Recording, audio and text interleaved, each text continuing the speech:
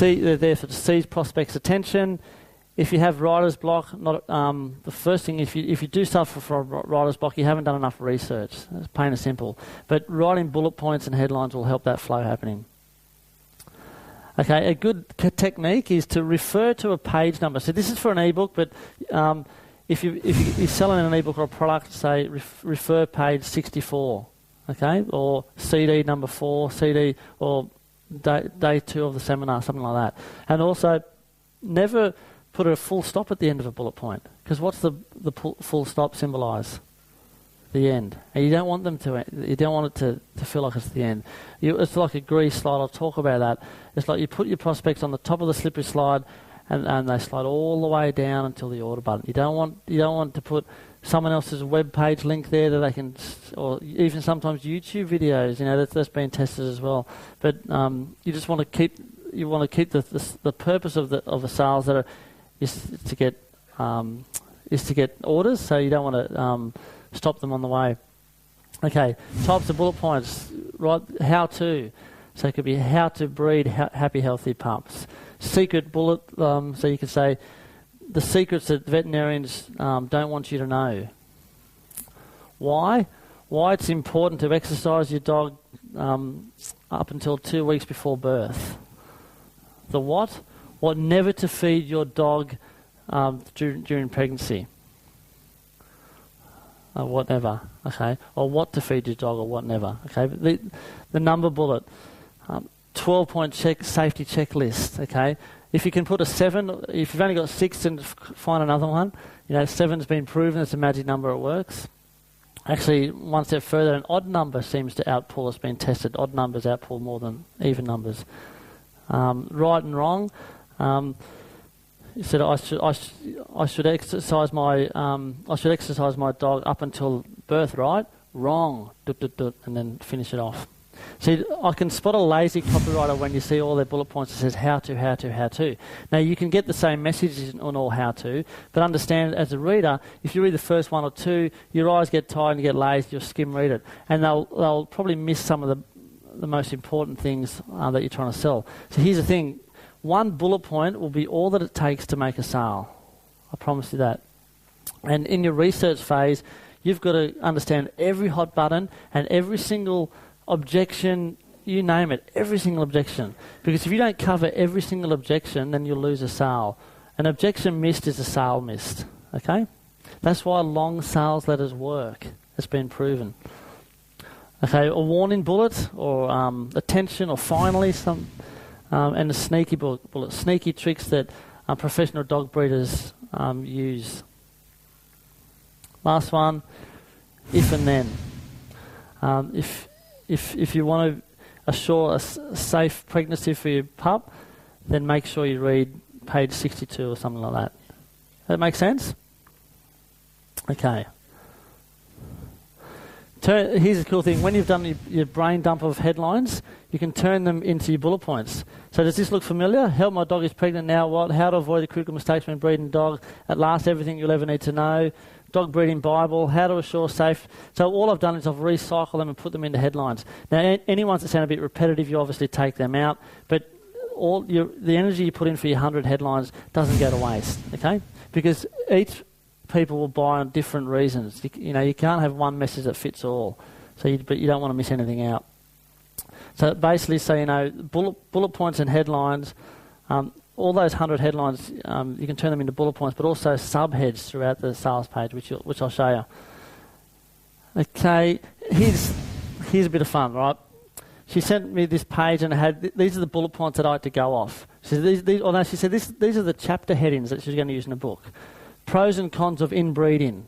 All right, so here's how I change it into a compelling bullet. Secret breeding tips that professional dog breeders don't want you to know, page 6.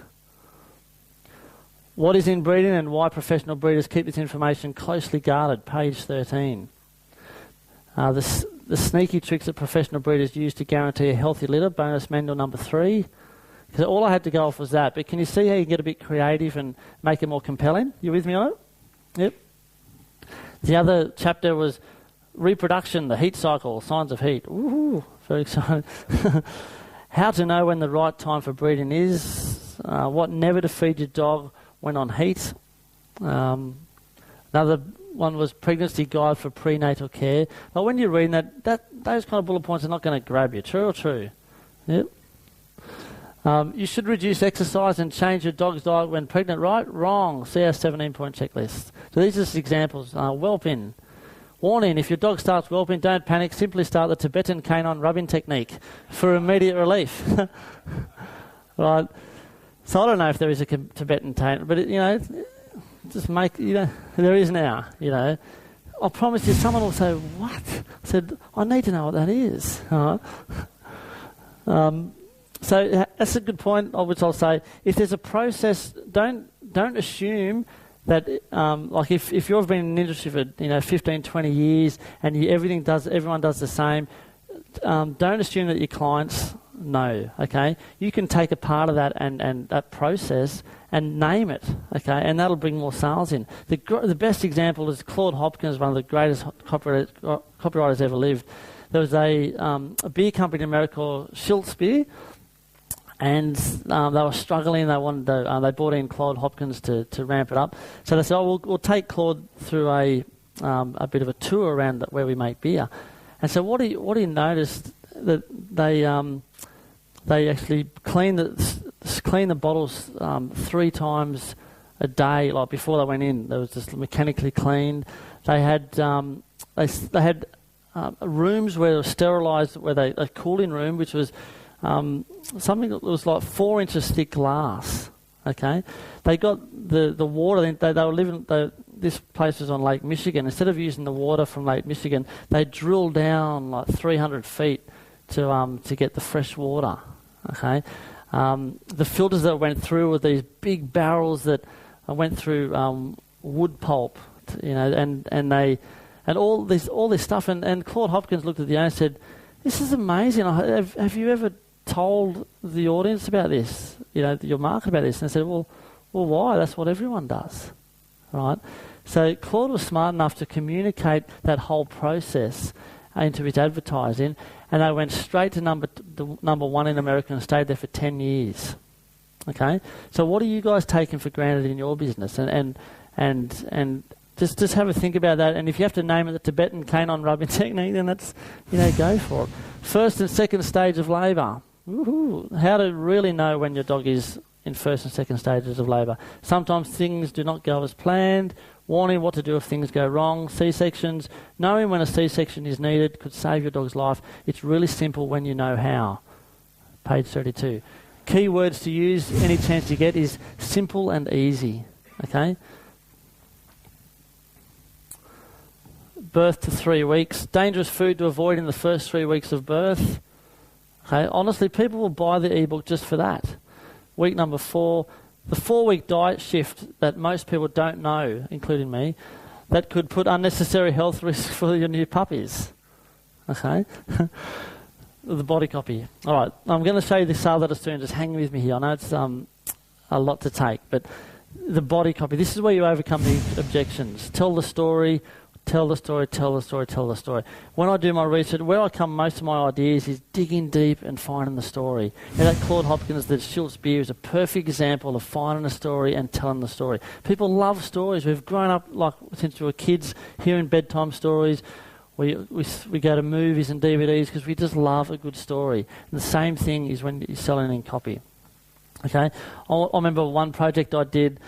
I was for a water treatment system. And I said, send me everything you've got, everything you've used in the past, just give it to me and I'll go through it. So I got all this stuff and it was just such boring features like, they filter the water down to 0.001% and they have all these other germs which you don't even know about. That's just what normal people think is important. So I had to do my own research. I put that to the side. I went onto Google. It took me a while, but I found out that the originator of this whole technology stemmed from a little Japanese village back in 1960, which was in between 2 mountains, okay? And scientists were amazed because it was the biggest growth of vegetation ever seen before. It was just unseen before. So they went and found out why, and they realised that one mountain was from magnite, one was from silicon, and the rocks was something else underneath, and it created this magnetic kind of charge. And when they looked at the water sample and they put it under a microscope, the structure of it was like a beautiful, like a snowflake structure, but water that you get in the tap is all looks like totally like it's been hit by a hammer, you know. So they used that technology to create this, and they didn't tell me this. So and then the guy who made this discovery got a Nobel Prize. Right? They didn't tell me that either. Right? So it was so easy for me to come up with a big idea, like the whole, you know, the history of the Japanese little towns. Does that make sense? So it's all in the research. Conversational copy. This is something I've recognised for very, very, at most out of anything else actually, because the best thing for me is I didn't have a lot of education behind me. Right? Conversational copy is just writing as you speak. Okay, and for some reason, people who are educated, they feel the need to use big words. Understand this, guys, that your market, our market, the average comprehension is that of a grade 8 student, being 13 years old, right? So don't try and bamboozle them with big words. Now, I taught conversational to my kids, and one of my identical twin boys, Riley, and my boys, they're my best mates. I love them to death. They're just so amazing. But at school, how can I put it? They're adventurous. I remember they came home one day and they said, "Dad, can I ask you a question? I'm driving." I said, "Yeah, mate, no worries." They go, "Will you get upset if Jake and I switch classes and play a trick on the teacher?" I went, "Oh, that would be awesome." And I said, "Oh, you know," and you know how when sometimes you're meant to rouse on your kids, but you think, "Gosh, I would have done that." So, but I said, "Oh, listen, you probably shouldn't. It's disrespectful, but you can do it on your last day." Actually, it was the last day last week, and they had all been planned to do it. Right? They told me, I'm thinking, "Oh, should I let this happen?" Because you know. But anyway, apparently they told their friends, and it got to one of the teachers, and the teachers came and stopped them. But the teacher was laughing; he saw the funny side of it. But yeah, my boys are they're not great academics, but they've got beautiful hearts, but they're just mischievous, but in a good way. I had to get called in for school a little while ago because the twins had organised all these younger girls to line up giving them massages, right? I said, what happened? They go, "Oh, Dad, we were telling them that we were going to pick the winner. It was a big contest." Right, so they got all these young girls, and they were sitting there eating their lunch, and all these girls were giving them massages, and they go, "Nah, still don't know who the winner is." And I thought that was quite funny, but, you know, they just do silly little things. But so Riley, he got a project that he said he had to write an autobiography of his last holiday. So he handed it into his English teacher, and the next day he got called to the front desk. And in Riley's words, he thought, "Dad," I thought, "Oh no, what have I done now?" And the teacher said, "Riley, did you write this?" And he goes, "Yeah." And he said, "I've been teaching this school for 13 years, and I've never seen anyone write so beautifully as you." I still get a bit shaken when I tell this story, but and she said, "I teach year 12 students, grade 12 students, and none of them write as well as you've done in this piece, right?" And she said, and here's the kicker, she said, "I felt like I was there with you the whole time, and I couldn't stop reading." Oh, pretty cool, hey? Now, here's the thing. I taught Riley how to write conversationally, but he did that 15 minutes before it was due in. Do you want to know how he did it? No? Yeah. Okay, writing as you speak. There's two ways. One way, the best way to do it is to sit across someone that you know, you feel comfortable with, friend, family, colleague, whatever, and go through your sales pitch and record it. Okay, record the conversation that happens between you and them. If they've got any pop-up objections, get them to communicate. Just record the whole session. Okay. Because what you'll find is you'll have about 80% of your copy is there. I promise you that. People are drawn to conversational copy. All the little connected lines in between the way we talk, that's what's missing out of most copy.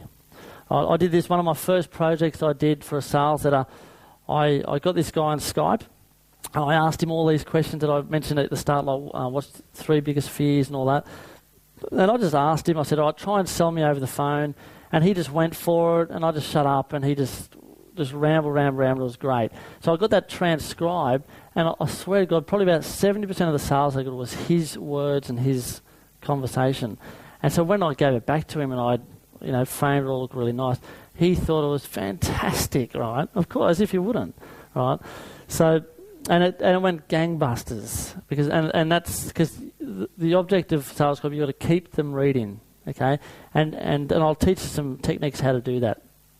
Okay, so now Riley didn't have, in 15 minutes, he didn't have time to record it or to transcribe it. So here's what he did. I teach a lot of my students to visualise being in a conversation at a barbecue or casually around a breakfast table. See, I'm a visual person, so it's easy for me to play a video in my head while I'm doing things, okay? Even when I'm driving, so be careful.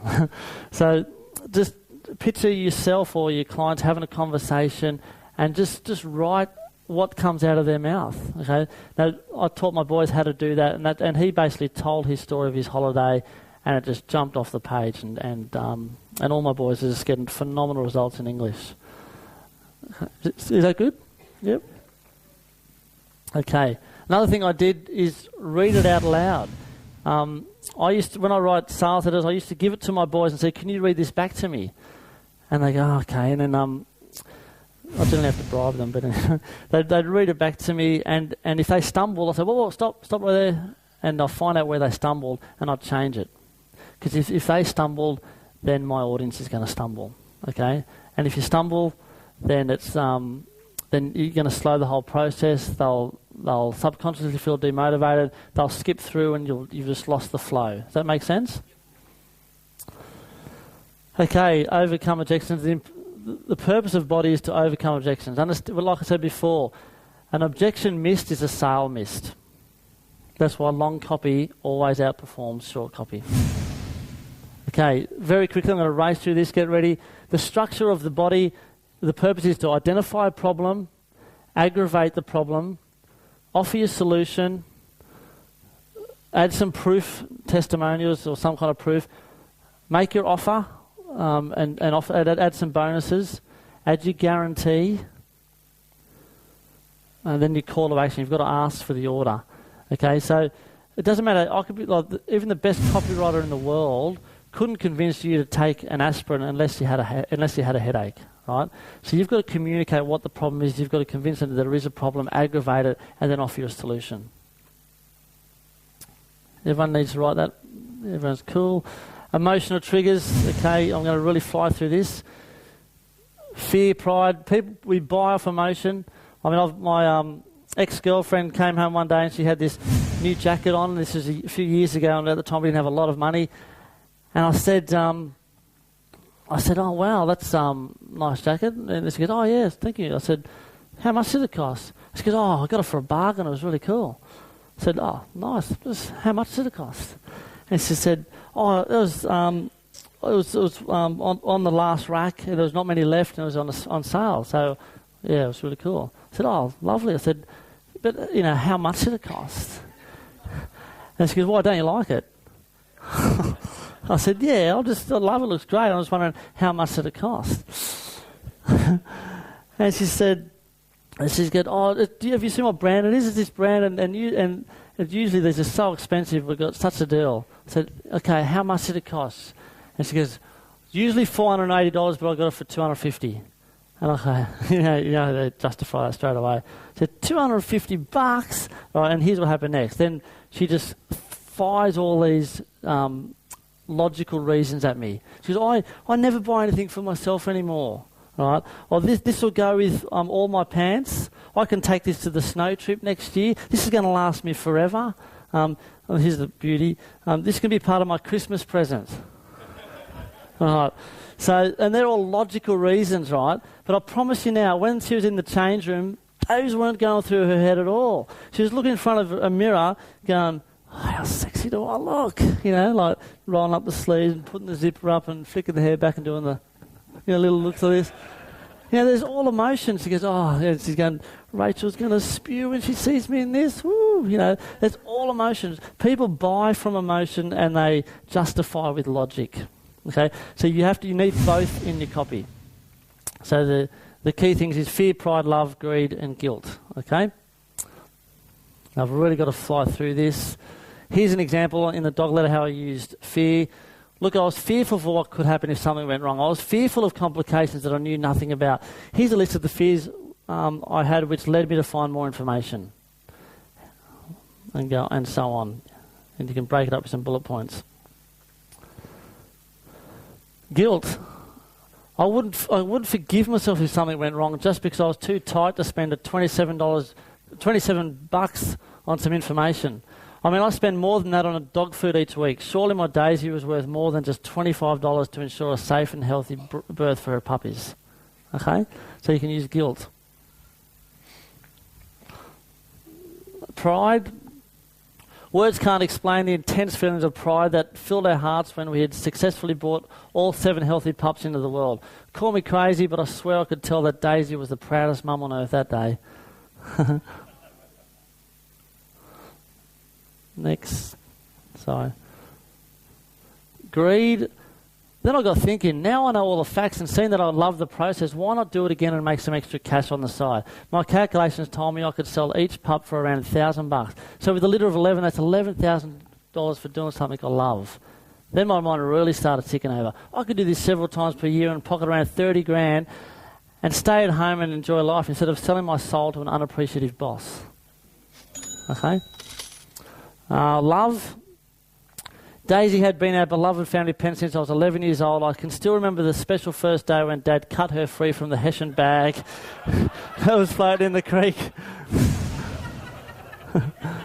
So I've got this like egg timer in my head. I can't be serious for 2 minutes. I've got to just be a bit weird. So I don't think she used that one. Okay, clicks on the dial. Imagine you're in you're safe and you've got to get into the safe with the vault where all the money is. Every click's vital. Apples to oranges. Don't compare. If you're selling DVDs, you can buy a DVD for $30, but if it's DVDs for a workshop, you can sell it for $1,000. Okay, so you don't compare it. You say, well, people would have had to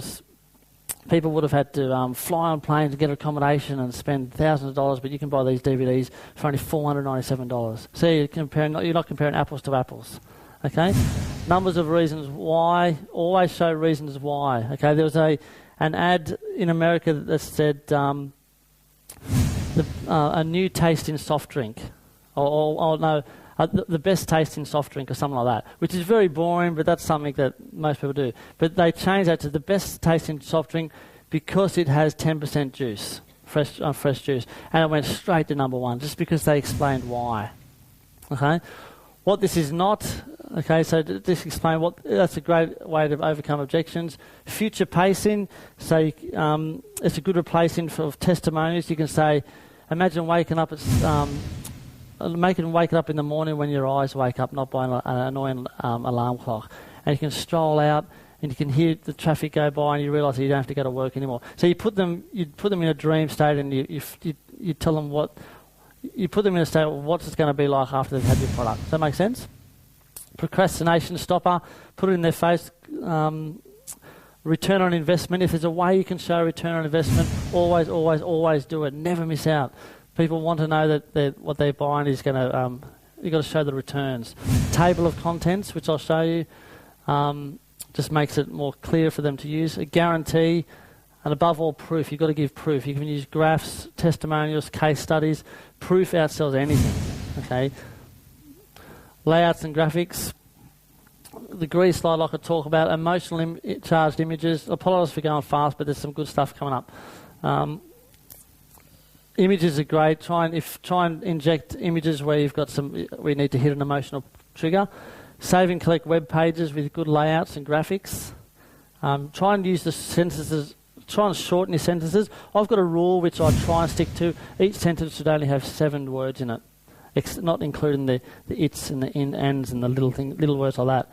But just try and keep it short. Paragraphs, I'll only have 1 or 2 sentence paragraphs. If people are going to start reading your sales letter, they see a big chunky paragraph, subconsciously they're going to be demotivated and they're not going to read. So you just spread that out.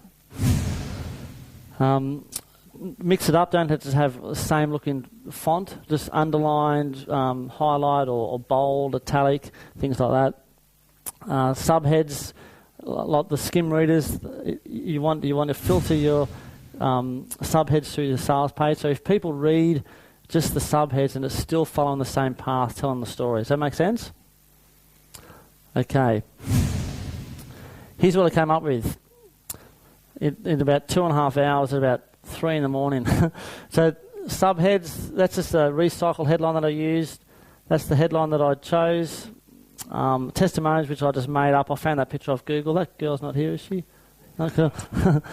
I turned that into a stamp. 2009 updated Veterinarian's Choice. So that's page 1. This is online. You can do it offline as well. Bullet points, because again, you want to get all your good stuff in the top half of the page. You don't want to have your best stuff down the bottom because I'll never get to it. Next page, we're introducing the letter, some pictures, bit of a connection there. If you can, always have a caption underneath the picture, okay? Because people look at a picture first and then the eyes automatically go down. So you can try and put some message in there. I've spread that out with some bullet points and a subhead and some bolding. Okay, now we're an emotional picture, introducing the ebook. Testimonials which you can put in, more bullet points. See, it's not just big long pages of text. Yep. More bullet points, order button, more pictures. See, you'll never see a page that I do with just text because it kind of demotivates people.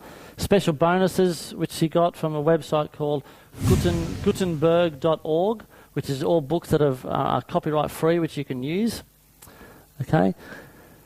Gutenberg, Gutenberg.org.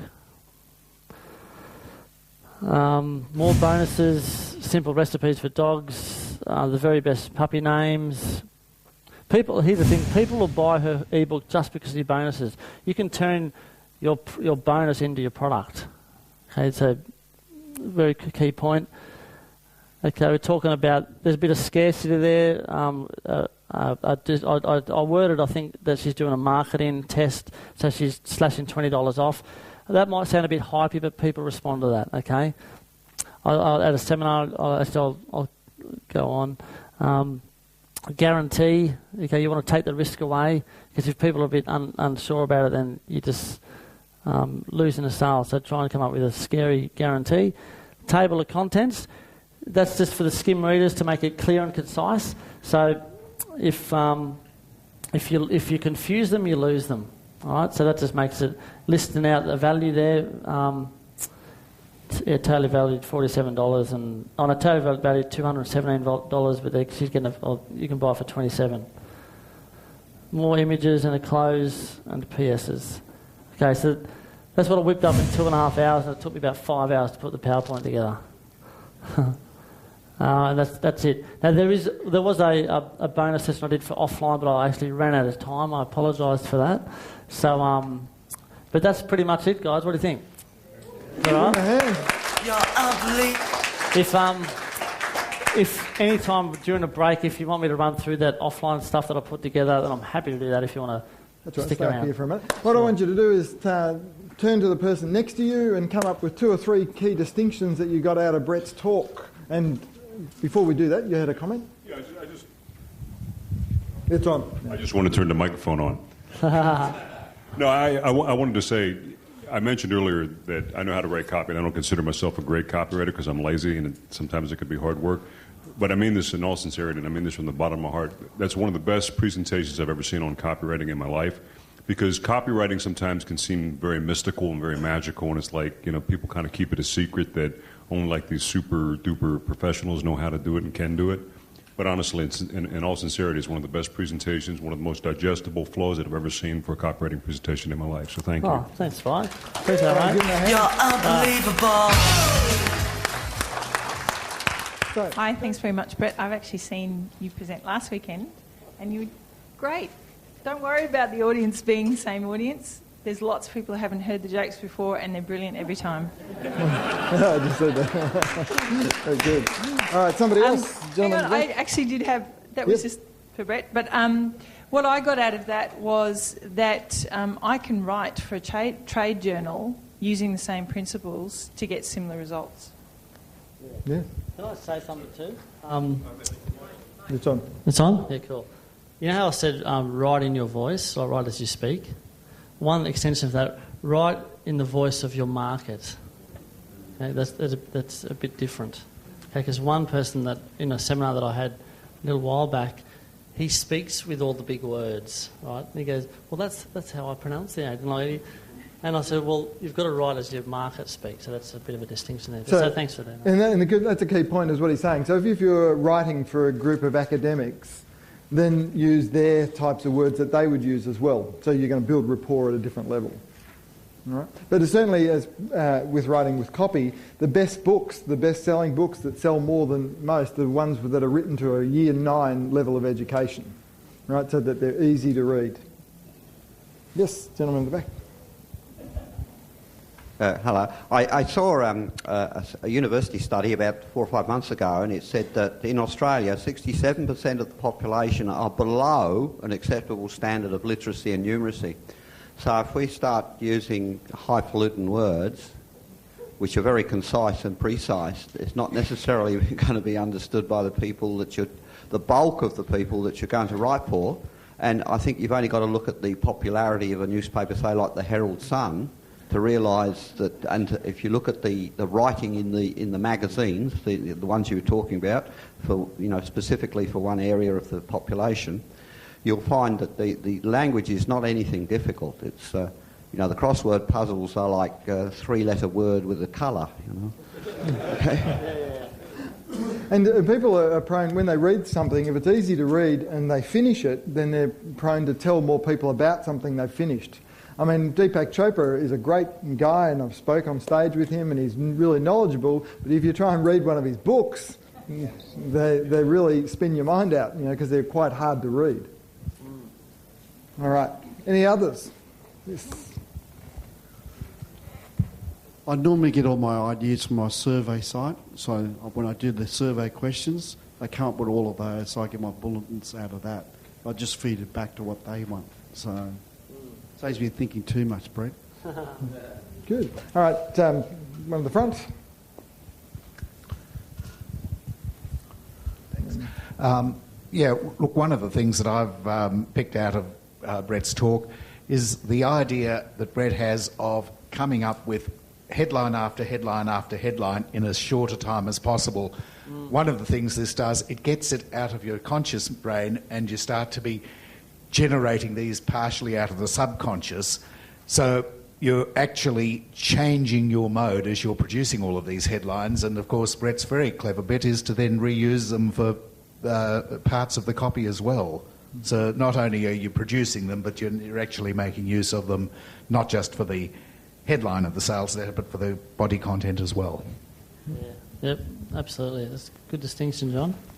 Yes, one of the key things is when you are writing headlines or copy, or even when you're writing a book for that matter, the best thing to do is set a timer for 5 minutes and come up with a headline or a key word that relates to that topic that you're going to write about, and then just write flat out for 5 minutes until that timer goes out without thinking about it.